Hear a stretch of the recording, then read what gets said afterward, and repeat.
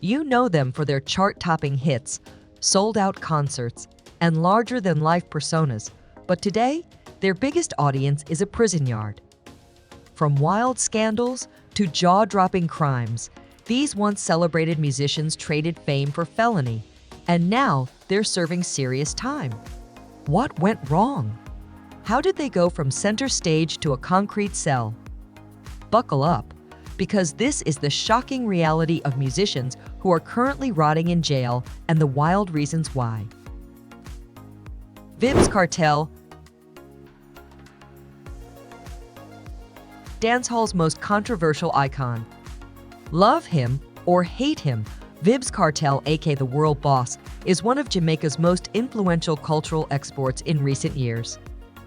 A singer, songwriter, entrepreneur, and record producer, he's as famous for his high-energy music as he is for his larger-than-life persona. Bursting onto the dancehall scene as a teenager, Kartel quickly became a force to be reckoned with, collaborating with industry giants like Rihanna, Jay-Z, and Major Lazer. Even Drake has openly credited Kartel as one of his biggest inspirations, proof that his impact stretches far beyond the Caribbean. But with fame came infamy. In 2014, Kartel was convicted of murder and sentenced to life in prison, with parole eligibility only after serving at least 32 years and 6 months following an appeal. Yet, prison walls haven't dulled his creative fire. Defying all odds, Kartel continues to drop hit after hit from behind bars. His track Fever even went gold in 2020, solidifying his status as one of dancehall's most unstoppable forces. R.R. Kelly, from R&B royalty to legal ruin. For years, Robert Sylvester Kelly, better known as R. Kelly, was the undisputed king of R&B. With his like I Believe I Can Fly, Bump and Grind, and Gotham City, he dominated the charts and even took home 3 Grammy Awards. His impact on music was undeniable, selling over 75 million albums worldwide, cementing his legacy as one of the best-selling artists of all time. Throughout the 90s, he was on top of the world, but behind the success, troubling accusations had already begun to surface. Whispers turned to headlines as allegations of inappropriate relationships with minors followed him for decades. For the longest time, Kelly seemed untouchable, dodging legal battles and brushing off lawsuits. But in 2019, everything came crashing down. On February 22, he was hit with a series of criminal charges, and by July 11, he was behind bars, facing some of the most serious accusations of his career. As of January 29, 2021, the list of federal charges against him had grown to 29, including forced labor, kidnapping, human trafficking, racketeering, and obstruction of justice. Now, instead of platinum records, Kelly is staring down a potential 20-year prison sentence, awaiting his fate from inside Chicago's Metropolitan Correctional Center. See murder, rap, prison, and a fight for freedom. See murder-born Corey Miller is more than just a rapper. He's a songwriter, a Gulf War veteran, and, for better or worse, one of hip-hop's most infamous figures. Rising to fame in the mid-90s, he was a key player in No Limit Records, the powerhouse label run by his brother, Master P. With platinum-certified Life or Death in 1998, C. Murder made his mark, dropping albums across labels like Koch, RBC True Records, Venti and Asylum. His raw, street-heavy sound cemented his place in rap history, but his career took a dramatic turn in 2002 when he was charged with murder. By 2009, the verdict was in, life in prison. C. Murder was sent to Louisiana State Penitentiary, but that didn't stop him from making music. He's continued to release singles and albums from behind bars, keeping his voice alive despite the circumstances. Yet, his case remains clouded in controversy. Since his conviction, 2 key witnesses have recanted their testimonies, fueling claims that justice was never properly served. C. Murder has never admitted to the crime, standing firm in his innocence while fighting for a new trial. And he's not alone. Big names like Kim Kardashian and Monica have publicly pushed for his release. The case is far from over, and the battle for his freedom is louder than ever. K-47, the rapper who ran. Tamor Trayvon McIntyre, better known as Tay-K, became a viral sensation for all the wrong reasons. His breakout hit "The Race" wasn't just another gang life anthem. It was a real-time soundtrack to his own life on the run. Released while he was actively fleeing law enforcement after escaping house arrest on a murder charge, the song exploded, peaking at No. 44 on the Billboard Hot 100. Artists like Fetty Wap and Tyga jumped on remixes, and by January 2018, "The Race" had gone platinum. Meanwhile, the official music video has racked up nearly 220 million views on YouTube, an eerie testament to its infamy. But real life caught up with him. After 3 months on the run, Tay-K was arrested in New Jersey on June 30, 2017. Instead of fading into obscurity, his team capitalized on the media frenzy, dropping his debut mixtape just weeks later. By July 2019, the legal hammer came down hard. Convicted of murder and aggravated robbery, Tay-K was sentenced to 55 years for the killing, 30 more for a separate robbery charge, and 2 additional 13-year sentences for other offenses, all running concurrently. He won't be eligible for parole for another 27.5 years, and to top it off, he was hit with a $21,000 fine. And the legal troubles aren't over. Tay-K is still awaiting trial for additional charges stemming from crimes committed while he was on the run. For a rapper who once made a song about outrunning the system, reality has delivered a brutal plot twist. Big Lurch from rap to a life sentence. Big Lurch, born Antron Singleton, was once part of the underground hip-hop scene, repping the Cosmic Slop Shop Collective. But his career took a dark and shocking turn in 2002, landing him behind bars for life. On April 10 of that year, a gruesome crime unfolded, leaving his 21-year-old roommate dead in one of the most disturbing cases linked to drug-induced psychosis. When police found Big Lurch wandering the streets, he was drenched in blood, incoherent, and immediately taken into custody. Testimony later revealed that the rapper had consumed PCP within 24 hours of the attack, a drug known for its hallucinogenic and violent effects. But the court wasn't swayed. Despite the defense pointing to drug-induced psychosis, it wasn't enough to change his fate. Big Lurch was sentenced to life without the possibility of parole, ensuring he would never see the outside world again. Today, he's serving his time at California State Prison in Sacramento, a far cry from the rap career he once pursued. His story stands as one of the most chilling cautionary tales in hip-hop history. BG from Cash Money to a 14-year sentence. BG, short for Baby Gangsta, was born Christopher Noel Dorsey and made a name for himself in the gritty rap scene of New Orleans.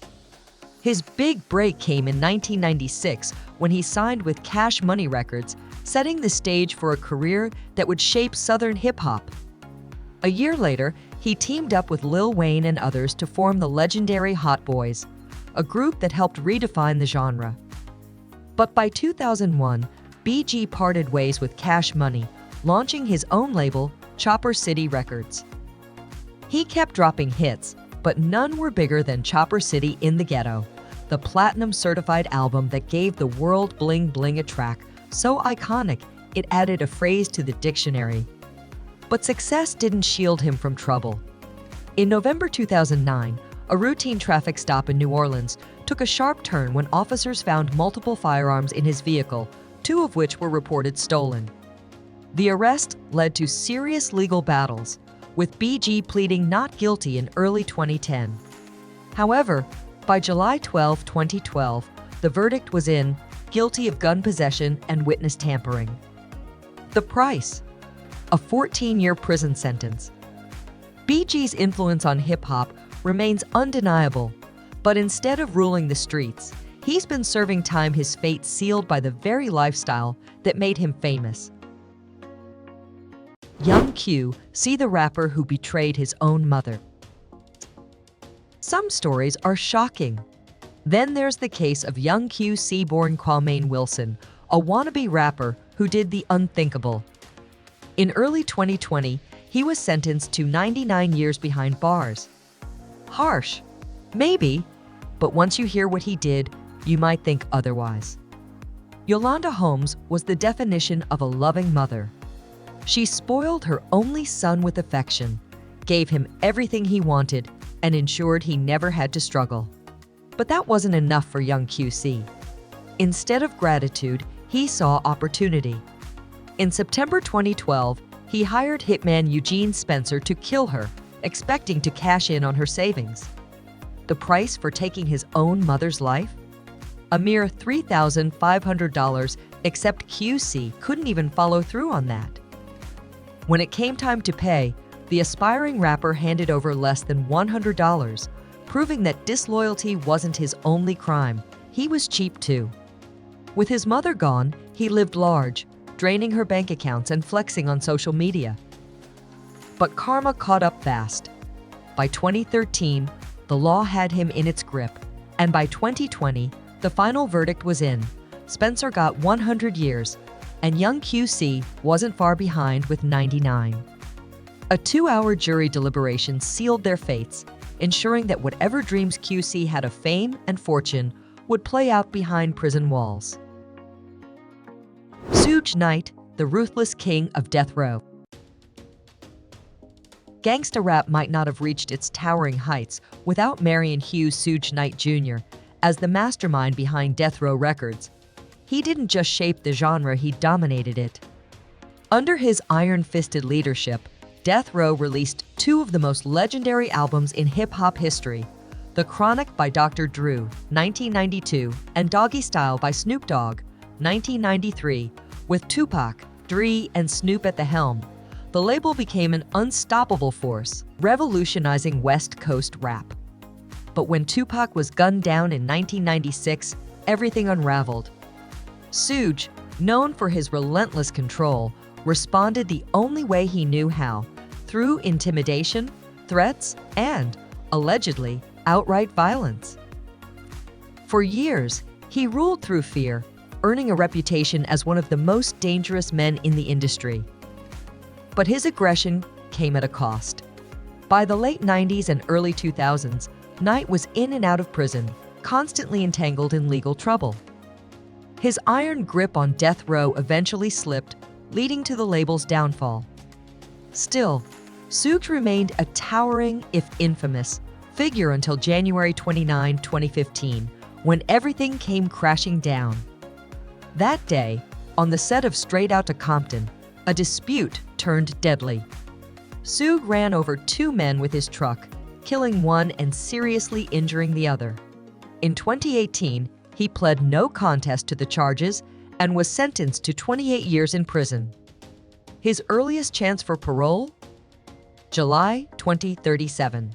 The once feared kingpin of Death Row is now serving his time behind bars, a stark contrast to the empire he once ruled with an iron fist. Kid Creole, from hip-hop pioneer to a jail cell. Kid Creole was shaking up the hip-hop world before most of us could even spell rap. As a founding member of Grandmaster Flash and the Furious Five, alongside his brother Mel Melly, he helped pioneer the genre in 1978 with classics like Freedom and The Message. Their music laid the foundation for hip-hop as we know it, but despite their influence, the group eventually fell apart. While others found ways to stay in the industry, Kid Creole struggled, taking security gigs and odd jobs just to make ends meet. Then came the night that changed everything. In early August 2017, he was arrested in New York City for the murder of a homeless man, an incident that reportedly stemmed from either an insult or an unwanted advance. It was a shocking fall from grace for a hip-hop legend. Since his arrest, Kid Creole has been locked up at the Vernon C. Bain Correctional Center, a floating jail barge just a stone's throw from Rikers Island. He's facing a second-degree murder charge, with his fate hanging in the balance as the legal system moves at its own pace. A hip-hop pioneer turned inmate, waiting for his next chapter to unfold. Austin Jones, from YouTube fame to a 10-year sentence. Austin Jones wasn't just another YouTuber, he was a rising musician with a global fan base. From 2007 to 2017, he built a career covering songs by alternative bands, amassing a dedicated teenage following. His 2014 EP Will Fall Together even hit No. 12 on the iTunes charts. And while his 2016 album Pitch Imperfect didn't make as much noise, it still showcased his talent. With 540,000 YouTube subscribers at his peak, Jones seemed to have a promising career ahead. Then came the scandal. In May 2015, reports surfaced that Jones had been engaging in highly inappropriate behavior with underage fans. The situation escalated when, on June 12, 2017, Homeland Security agents searched his Illinois home and arrested him the same day. The charges were serious, and there was no escaping the fallout. By June 28, 2019, Jones had pled guilty and received a 10-year prison sentence, bringing his career and online presence to a screeching halt. From viral covers to a prison cell, his story is a grim cautionary tale of fame, power, and irreversible choices.